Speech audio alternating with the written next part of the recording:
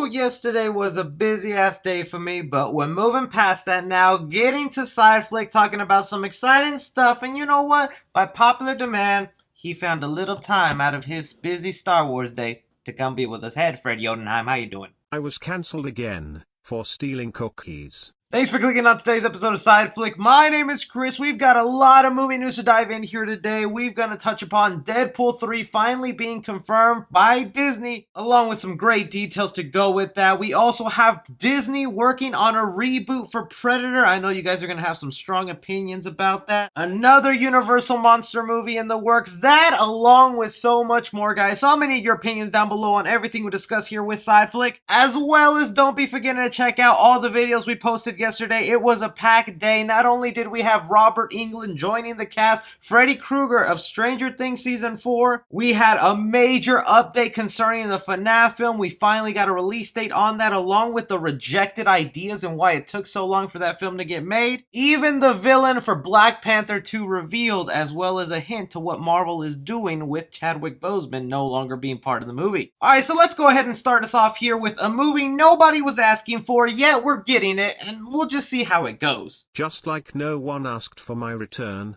you liar. We have here Deadline reporting that Pink Panther MGM developing live-action / CGI hybrid movie with Sonic the Hedgehog's Jeff Fowler directing. That's right, guys. The Pink Panther is getting a reboot. This time, we'll probably actually have the Pink Panther in the movies. Don't forget, we got those Steve Martin films that, you know what, would always come out around my birthday in February, so I would end up watching them in theaters, and I got a kick of them. I thought they were kind of funny. I liked when he couldn't say hamburger. I would like to buy a hamburger. Not much else is currently known about the plot of the movie, but like I said, they'll most likely be bringing to life the Pink Panther in this film, because the last time around, he was nowhere to be seen. They just kind of called the movie Pink Panther and had Steve Martin play the detective here. I'm thinking they're going to go the route where we have a detective and maybe he's just imagining, or through, I don't know, some sort of mental illness, he imagines a literal Pink Panther who's going to be helping him along with this journey. The real catch here is going to be directed by Sonic movie director Jeff Fowler. I was actually pleasantly surprised with the Sonic movie. I was saying for the longest time I thought the movie was going to be bad, even with the redesign, but I was so happy I was wrong about that. Now I'm super pumped for the second film. Where is my news on that? Actually, stay tuned, homie. Papa Fred's got the scoop. So I think he'll do a good enough job, and if they do any sort of animation style close to what Sonic the Hedgehog looked like with Pink Panther, I'm all up for that. Or maybe they'll just go ahead and do a Roger Rabbit situation and they'll keep him 2D. But I want to hear from you guys. We didn't want a Pink Panther reboot, but we're getting one anyways. Are you excited about it? From there, other interesting news that we were let know in the world of movies is that, yes, again, thanks to The Invisible Man that released this year, we have yet again another announcement for a Universal monster movie in the works. Right here, Deadline is reporting that 21 Jump Street team reunites as Channing Tatum, Phil Lord, and Chris Miller partner on mystery monster movie at Universal. This is literally like the 10th, 11th movie in the works of a Universal monster movie headed our way. That is just the way Hollywood works. When they see something that works on screen, you can bet there's going to be 20 other movies that are going to try and copy exactly that. Just listing off some we have in the works, we have a James Wan produced Frankenstein modern one. We have also a Dracula movie in the works. We have Jordan Peele working on one too. A Wolfman movie is in the works with Ryan Gosling. Even a Bride of Frankenstein with Scarlett Johansson. And now we got this one here. No idea who the monster is. All we know is the main character is going to be Channing Tatum. I don't mind that. I like seeing the dude every now and then. So I'm sure they're probably going to give us something really interesting here. I think the one monster movie we haven't heard anything about is Jekyll and Hyde. I think there's a lot of interesting stuff you can do there with a modern interpretation of that character. And that's what they have it here, is it will be a modernized version of that character. So I think that's what Universal wants to do with these monster movies, is just bring them to the modern light instead of having the cinematic connected universe. But with this being the billionth monster movie in the works, how do you feel about Channing Tatum being attached, and what monster in particular do you want them to bring to life? Speaking of monsters here, it was only a matter of time before we got this news that Disney would be moving forward with a Predator reboot. Deadline here has it reported that Predator returned with 10 Cloverfield Lane helmer Dan Trachtenberg at 20th Century Studios. And that headline alone, I don't even need to read the rest of the article. I was hesitant. As soon as I saw the word Predator reboot by Disney, I was like,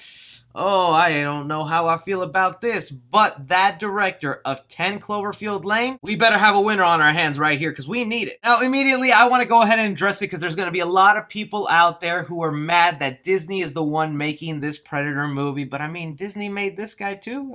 He's cute. Bro, that's a little sus. But you really have to know that it's not actually Disney making it. They're just the ones who own the property. They're going to be releasing this movie under their 20th Century banner. At least that's what Disney calls it now that Fox no longer owns that side. It's not called 20th Century Fox. It's just called 20th Century Studios. And through that studio is where they're going to be releasing a lot of their more adult content that is full rated R. That is everything we would know that content to be. So don't expect to see the little Disney castle in front of this movie. It is expected to still be rated R and have an adult tone, so don't be mad about that. If anything, you should be kind of excited because Disney puts in a good chunk of change into these franchises. And aside from that here, 10 Cloverfield Lane actually is my favorite out of all the Cloverfield movies, okay? Matt Reeves, I think, did a good job with that first one, but 10 Cloverfield Lane was just something else, being contained in a bunker, the dialogue, the characters built there.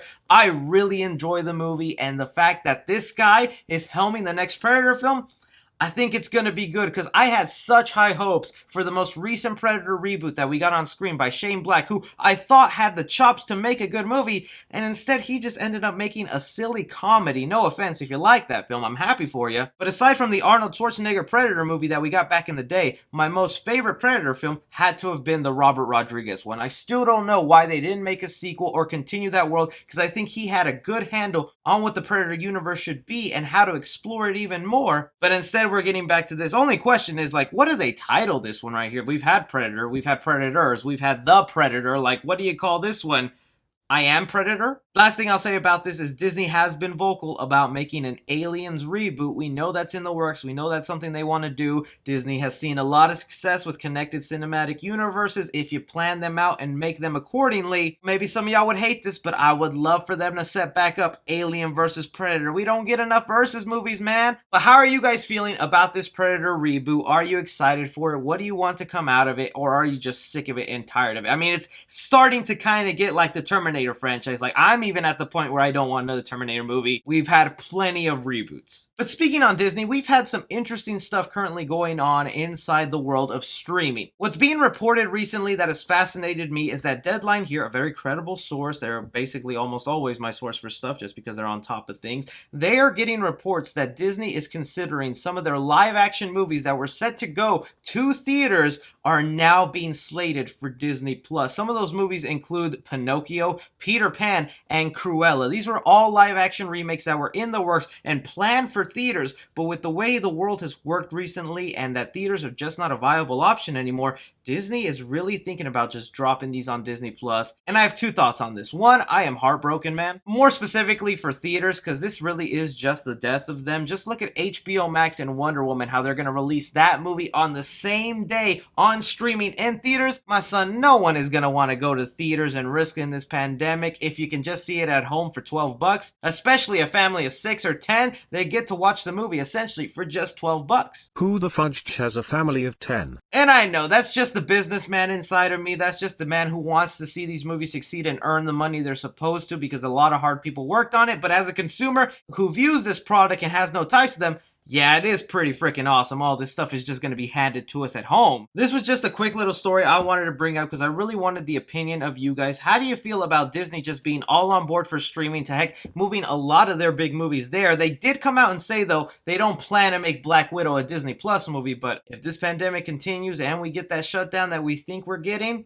it might be a possibility. As well as throwing your thoughts about that whole Wonder Woman HBO Max thing. That was a while back, but I definitely want to know your opinion on that. But okay, the Disney train is continuing here, and something that we finally have official, we've been hearing non-stop talk about it, is Deadpool 3. Deadline here finally has it reported that Deadpool 3 is moving forward, so much so that Marvel Studios finally has hired people to start writing the third film, And it's revealed so much to us here. So they have it here. Deadpool 3, Marvel Studios, and Ryan Reynolds tap the Melonic sisters to pen the sequel. Some of the details in the article goes as writing meetings have been taking place over the past month, with Reynolds recently meeting with a handful of writers to hear their pitches for the next installment. In the end, the studio and Reynolds saw the sisters take as the perfect fit for what they wanted. The film remains in early development, but the hiring of the Melonic sisters does mark the first major step in getting the next Deadpool film into production. So one of the things else that they bring up here is that they're saying this is going to be rated R. It's all fully intended to be mature and just in line with the other two Deadpool movies. One thing here that I don't see a lot of people talking about, they're calling this part 3. So this is a sequel, a continuation of the world Ryan Reynolds and Deadpool have already set up. So like, is this not in the MCU then? Is he going to be his own little pocket dimension? I know there's a lot of people out there that think it's really easy for Marvel to just put Deadpool in his rated R movie and then make him PG-13 in Avengers or crossover films, but it really doesn't work that way because you're telling a parent that, oh, he can hang with the Avengers. You can see his solo movie where he's cursing, butt naked, showing things you shouldn't be showing your kids. It's really just not a good look, but I could be wrong on that, and I hope to be wrong on that because I want to see him cross over and make fun of Tom Holland. Now, the people that they got to actually write the script for this sequel here are the same people who write Bob's Burgers. Now, I actually am a fan of Bob's Burgers. I enjoy watching them on my downtime. I will say the humor and tone of Bob's Burgers isn't exactly what I would think Deadpool to be, but I mean, that's them writing for a little cartoon adult show. I don't know how much they're going to tone it up for Deadpool. So the fact that they can make me laugh on Bob's Burgers is a good sign that they're going to make me laugh for this next Deadpool film. It's just expect this also to be a very different sequel if it is a continuation, because they are not even getting the same writers from the past two movies, and they even say the director of the last film will not be coming back since he's going to be pretty busy. It's just honestly so calming and nice to know that Ryan Reynolds will be playing Deadpool. We are getting this third film, and Disney is hard at work at it, and they have a plan, and they know what to do with it. How crazy would it be if they make this a Disney Plus movie? They ain't gonna happen, but it would be crazy. How do you guys feel about Deadpool 3 moving forward, and do you like the writers they've chosen to carry on this project? Do you think it's a continuation, or kind of a slight reboot relaunch where they ignore the past two sequels and maybe just make fun of them? One thing I for sure wanted to throw in here last minute in the side flick while I was editing is I've noticed that there have been some first look set photos for the new Resident Evil reboot. Now, this is something that has really fascinated me. I'm really curious how this is going to turn out, especially from the fans, because when we got a look at the first cast that will be part of this Resident Evil reboot, a lot of y'all were not on board. I thought it was suitable enough, understanding that this is more of a low budget startup for the franchise. I thought they had enough familiar faces in here and suitable talent for the movie, but aside from that, now we have some official set photos giving us our first look of what this Resident Evil reboot is going to be looking like, and I'm really digging some of these photos. Some of the first ones that appeared just last night right here are a helicopter of the RPD Raccoon Police Department. Helicopter is something we've seen in the video games before, and even though, like I was mentioning, this is a low budget startup, they are doing a lot with the practical effects. I mean, we've seen in other set photos that I'm about to show you that they really are trying to build the world of this Raccoon City. Now, when looking at these, you also have to remember, if you're a fan of the video games,